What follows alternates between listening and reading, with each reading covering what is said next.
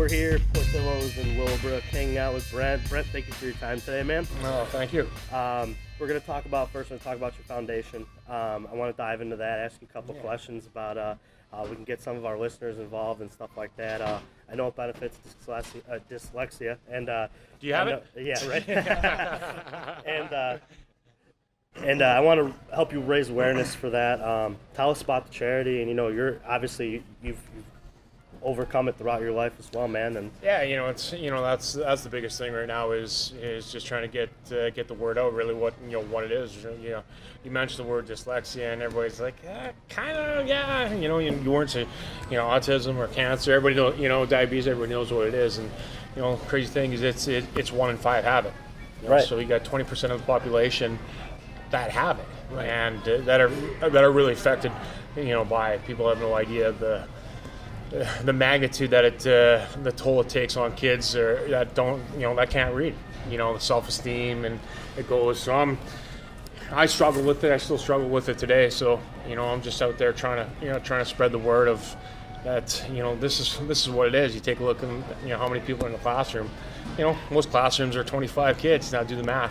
Right. There's, it's crazy, and it's hereditary. So you're born with it. It's not going away. So, it's one person at a time, trying to just talk a little bit about it and help out those kids and know that they're not alone, because I thought I was alone. I thought I was dumb and stupid because that's all I was told for years and years. And there's the self-esteem that takes a beating over time. And I talked to parent. I had talked to a parent today about it.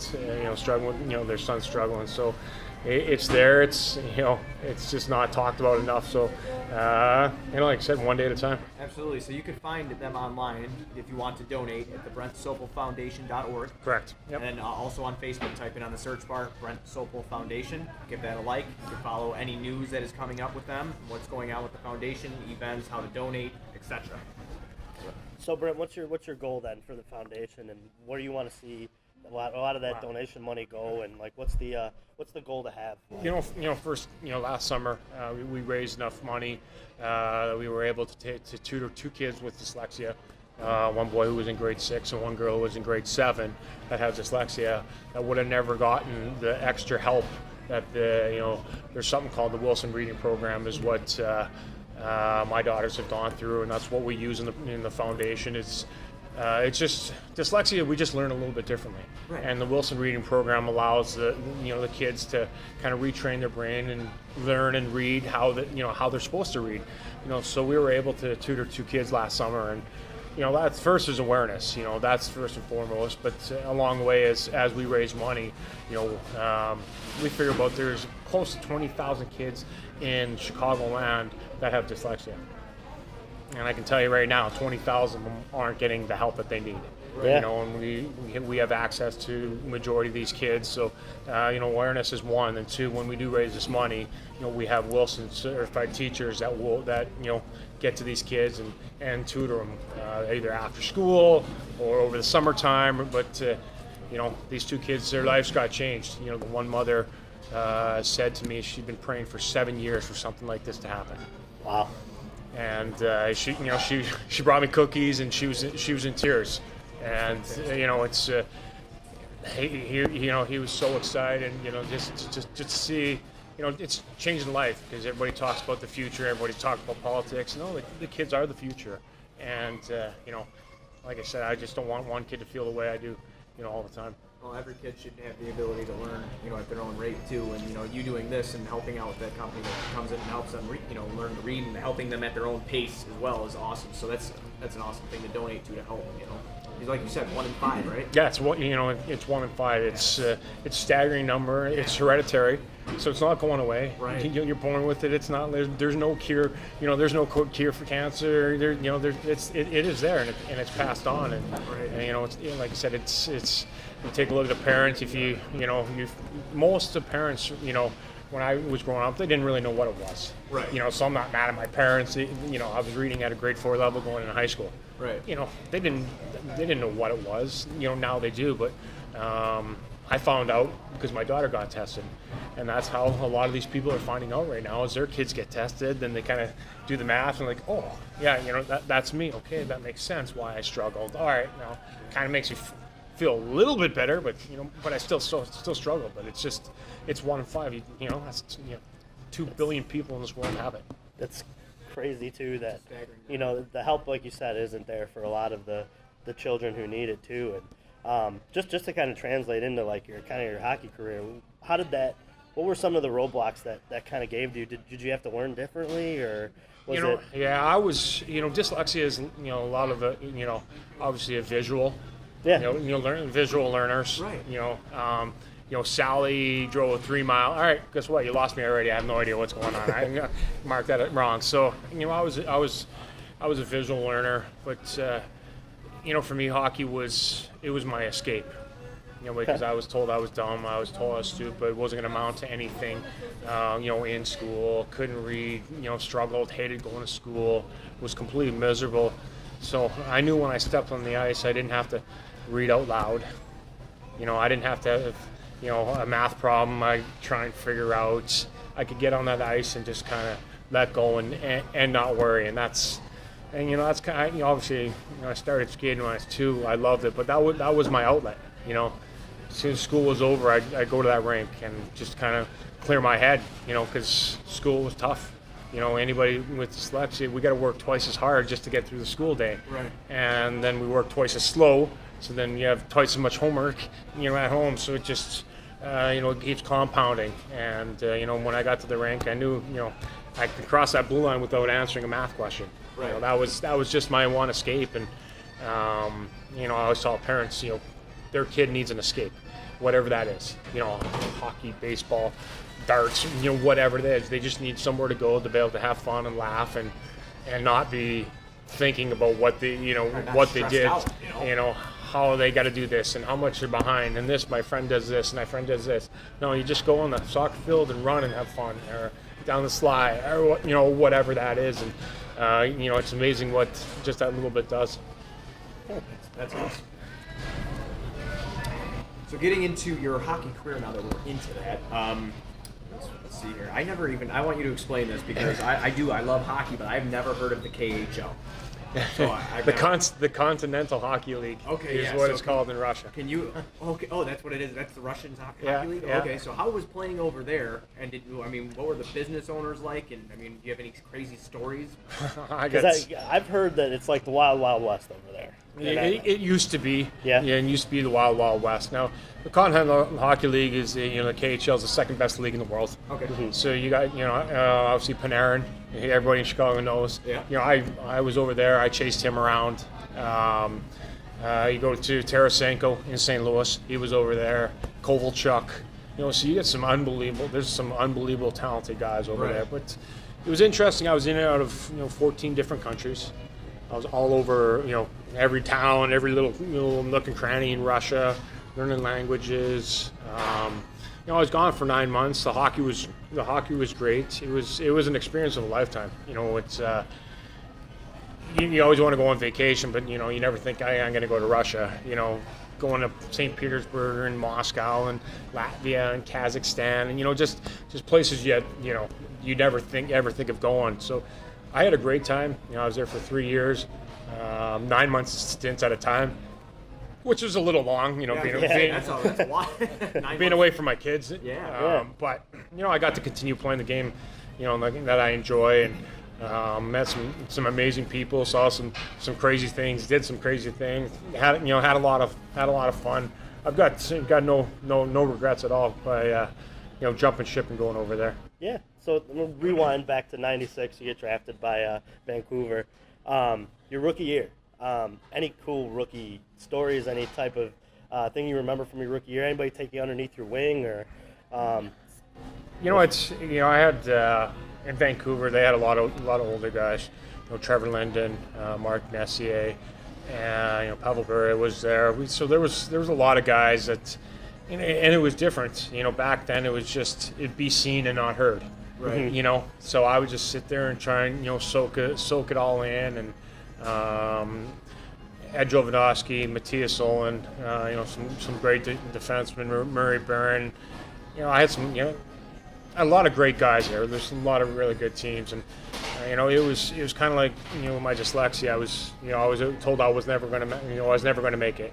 My skating wasn't good enough. I was never going to make it. So when I got there, it was all about same thing that I've been doing my whole life, proving everybody wrong, that I was going to make it, and enjoyed the ride. Tried to absorb. Mark Messier said something. Guess what? I listened. Smart move. I was born at night, but not last night. But so there was a ton of guys. Trevor Linden. Like I said, I sat back and tried to absorb as much as I could when I was up in there. I was up and down from the minors, and had some real good coaches in the minors that I needed it. I needed that. I needed to mature and understand what the game was. That it was a war, and we needed to be ready for the war 82 nights in a row, when that is. I can't imagine that either, like you said, just that back and forth from the minors and up, and the hockey's already the where am I at, where am I going next, and to not have that over your head as well, if they can worry about being sent down. What's that like? I was a young kid, so I didn't really care, early 20s, remember that, an hour of sleep, that's all you needed, you can go to the bar, drink, come back out, and, so I was a young kid that just loved the game and wanted to play, and you always wanted to be in the NHL. When you got sent down, you weren't happy, but it was, everything happened for a reason. I spent 2.5 years down there, I think it is, and I needed it. I definitely needed it. So when I finally, your game, right? yeah, it helped. Because pro game's a different, it's a different level in your game. Absolutely. It's boys. Now you're dealing with men. And it's consistency. You got to play every night. Right. It's a job now. Yeah. It's just like you go to work every day. You got to perform, and it's the same thing there. So when you go from junior hockey or you go from college, it's a different animal. So I definitely needed to go down there and understand what it's about and how to take care of myself and understand when the games are, when the practices are, what to do. And it took me some while, some time to figure it out, and had some guys. I could watch and learn from, but I wish I absorbed more, but what I absorbed was pretty good. No, absolutely. So going in, I want to fast forward a little bit. We're kind of hopping around questions just because we're never set in stone. We just kind of that's just who we are. we do our thing, and me, I got my ADD hopping all over the place right now. So fast forward to coming to Chicago and in the first cup run that you guys had. Did you guys know that you guys were special that season? Because you hear, think about Chicago, the Bears with the Super Bowl shuffle, or the Bulls when they had Jordan, and you knew it was going to be crazy. Did you guys know, in that 2010 season, that it was something for real special? Yeah, that was definitely by far the closest group of guys that I've ever been a part of. Okay. And I think the NHL I think it was a couple months ago, they did the top 25 best teams, and I think we ended up top 15 ever. Yes. And you take a look at our team, it was unbelievable. It was you can't get any better than that. So did I learn a lot? Had a boatload of fun, but we cared about each other, and we were a tight knit group, and we were all together for a couple of years there. Yeah. Kane and Tay's rookie year, and there's a lot of us that kind of came in together, and we slowly molded together, through Dennis Savard getting fired and Joel coming in, and kind of meshing everybody together. So we grew together, and we definitely knew there was something special. And now, going into the playoffs, did we think we're going to win? We hope you do. Well, you have to carry some sort of confidence in you that you're going to do anything. It's just fun to talk to. You performed on the team, so sometimes it's fun. You sit back as a fan of. It sounds stupid, as a fan of yourself sometimes. You're like, these guys, can we do it? You know what I'm saying? Yeah, well, it's we all knew we had the ability to, we had the talent to do. Right. And we were talking about earlier, it's a game of bounces, and right. You've got to catch the lucky breaks, right. and no key injuries at the wrong times, and all those things to win the Stanley Cup. That's why it's the hardest trophy in the world, to win. All the stars got aligned, and there's no question they did for us. The way we had no major injuries, we didn't lose any of our top guys or goaltending or anybody on the defense, or we were all hurt and playing through injuries, but nobody that had to miss some major time. And right. Obviously that what happened in Nashville to end up winning that series, the stars ended up aligning for sure. Yeah. No, just to kind of build on that question too. I know winning the cup is your favorite moment. That's when you get to hold it up. That's amazing. But is there any other moment during that run that like really sticks out, and you're like, man, like at that moment, like looking back at it, that's like my 1A. Well, you got to go back to that Nashville series. Yeah. There's no reason we shouldn't have won that series. But we found a way. Mm-hmm. Glad you did. And that's what it's about. Those stars aligned. Kaner tying the game at less than 10 seconds, and shorthanded, and just watch that, man. Michael, Erat throwing it out blindly and going back down. So things that should have never happened, happened. Those are those stars aligning. So, you got to go back to that, that series, and that was a turning point.